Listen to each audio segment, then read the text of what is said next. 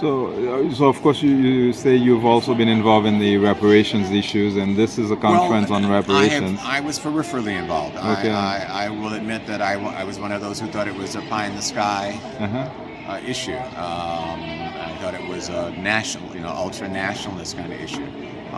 But life, if you're patient with it, will not only prove you wrong, but it will instruct you. And I certainly had no idea that the tenacity, the commitment, and the knowledge building that reparation activists from the margins have built into the mainstream of now global discussion. So I am a supporter, I'm in and around it, but there are people who are far more knowledgeable and far more capable in the arena. So I'm a part of the solidarity around it, and I support it, but I'm not a spokesperson. But as someone who's followed that situation with President Aristide, and I'm sure you are quite familiar with what happened with Patrice Lumumba in the Congo. And now the reparations movement, as Prime Minister Ralph Gonsalves mentioned earlier, they're entering in adult dialogue with the enslavers, inheritors. But if it doesn't work, litigation in front of the United Nations. But it's that same United Nations that was used to hand over Prime Minister Patrice Lumumba and get him assassinated. It's that same United Nations that participated in the cover-up of the coup in Haiti, which is still ongoing. What? Well, it's a seeming paradox.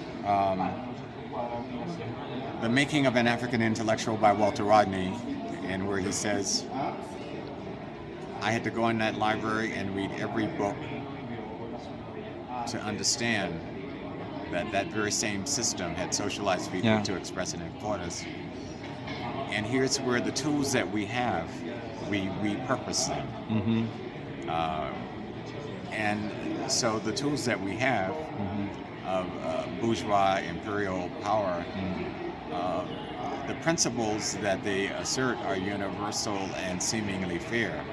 It is the instrumentation of them that is the contradiction. And so we have learned to move in and use that law. You look at the crucible struggles of African Americans in the United States, because enslaved Africans were at the very foundation of the organization of a new capitalist republic in the United States and of all of its jurisprudence.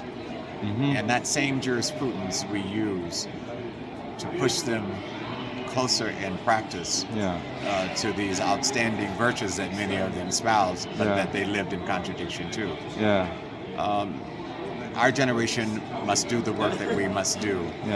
It's not about whether we will, as Martin Luther King said, get to the promised land with you.